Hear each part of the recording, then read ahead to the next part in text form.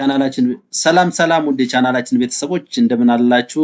እንግዲህ ብዙ መረጃዎች ሲተላለፉበት የነበረው የሐሰት መረጃዎችም ትክክለኛ መረጃዎችም ሲሰራጩበት የነበረው የ2017 የ12ኛ ክፍል የኢንትራንስ ኤግዛም ውጤት እንግዲህ በይፋ ተለቆ ውጤቶችን አይተናል።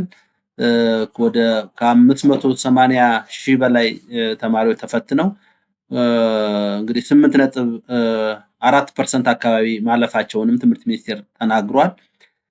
ከዚህ ውስጥ አጠቃላይ ከ50 ትምህርት ቤቶች ሙሉ በሙሉ አሳልፈዋል ተብሏል።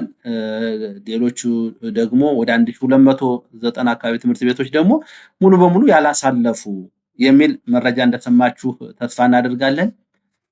ግን ዛሬ ልናወራበት ያሰብነውን 50 ትምህርት ቤቶች እነማን ናቸው የሚለው ነው።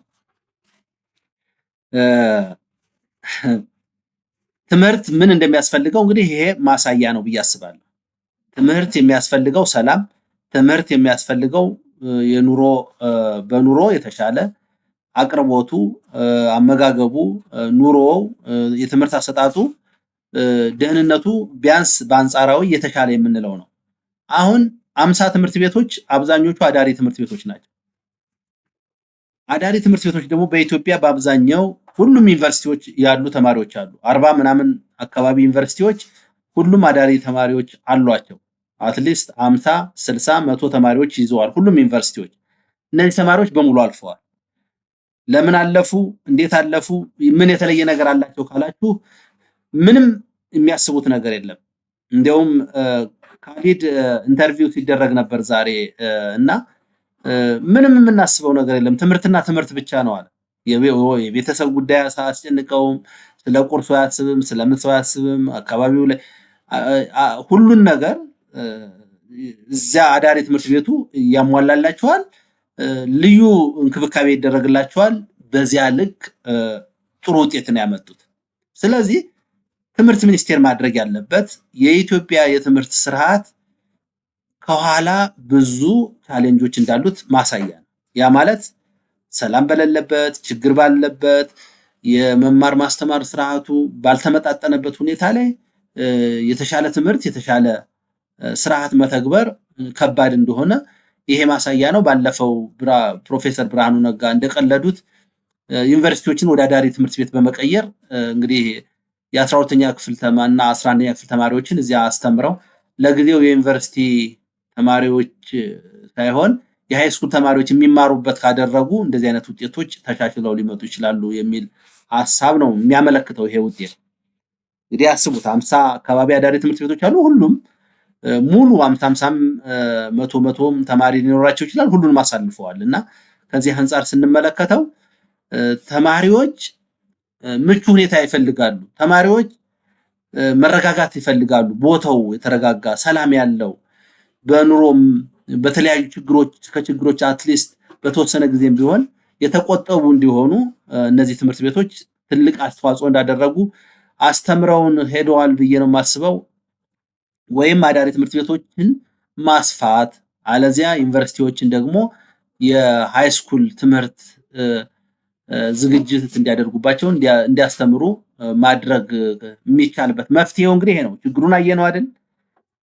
ፈተናው ላይ ለምን ውጤት ታመጡ ሲባል በደንብ ክትትል ይደረግባቸው ነበር። መምህር ተመርጦ ነው የሚመደብላቸው። ሁሉ ነገር የተስተካከለ ነው ከተባለ ስለዚህ ችግሩ የትምህርት ቤት የማስተማር ሂደቱ ላይ የመምህራን ብቃት አለ፣ ተማሪዎች አለመረጋጋት እና ሌሎችም ጉዳዮች ተጽዕኖ ፈጥረዋል በሚል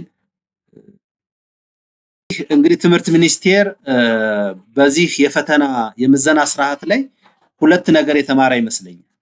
አንደኛ ማንኛውም ተማሪ ምቹ ሁኔታ፣ ምቹ አቅርቦት፣ የመምህራን የምግብ አጠቃላይ ፋሲሊቴሽን የተሟላ ከሆነ ኢትዮጵያውያን ተማሪዎች የማሰብ አቅማቸው ተቀራራቢ መሆኑን፣ ችሎታቸው፣ እውቀታቸው ተቀራራቢ መሆኑን ማሳያ ናቸው እነዚህ 50 ትምህርት ቤቶች። እንግዲህ እንዳልኳችሁ ነው 40 ምናምን ትምህርት ቤቶች ዩኒቨርሲቲ ያሏቸው ናቸው።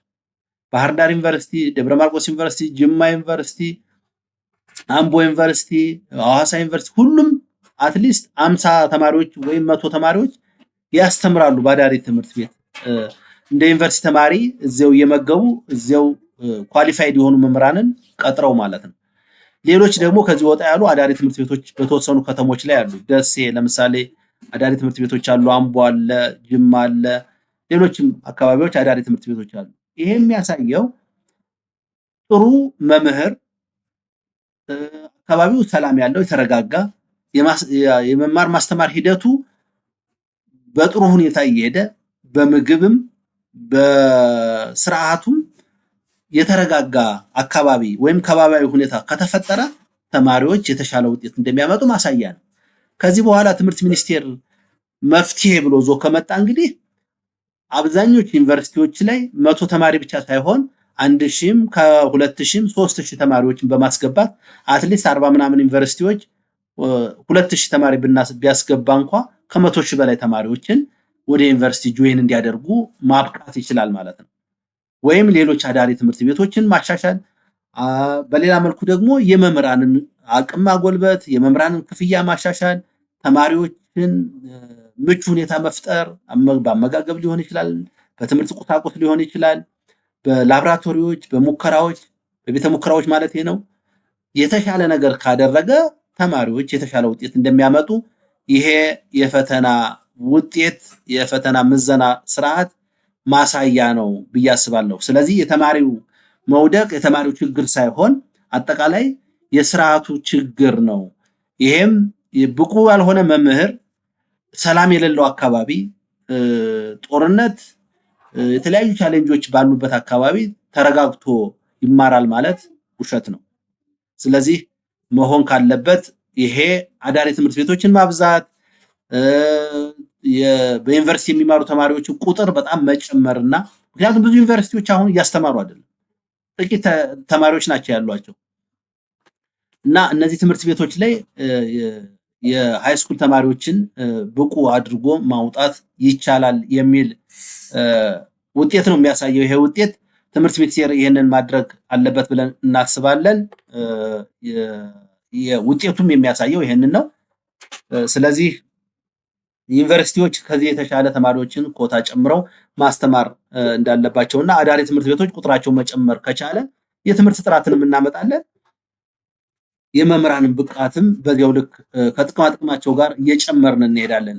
ከዚያ ውጭ በጅምላ ትምህርት ቤቶች አላሳለፉም አሳለፉ የምንለው ከዓመት 2 ቀን ተምሮ በዓመቱ ውስጥ 10 ቀን የተማረ ሁሉ ትምህርት ቤት መምህራን የማይገባበት ረብሻ የሆነበት አካባቢው ሰላም ያጣበትን ትምህርት ቤት በጅምላ አላለፉም ተማሪዎች ብሎ መደምደም ትክክለኛ መፍትሄ አያመጣምና ወደ ትክክለኛ መፍትሄው የሚያመጣው ጥሩ ውጤት ያመጡትን እንደ ምሳሌ ወስዶ እነሱን ማስፋት ስራ ቢሰራ የተሻለ ለሀገር አበርክቶ የሚያደርጉ ወጣቶች ይመጣሉ ብዬ አስባለሁ።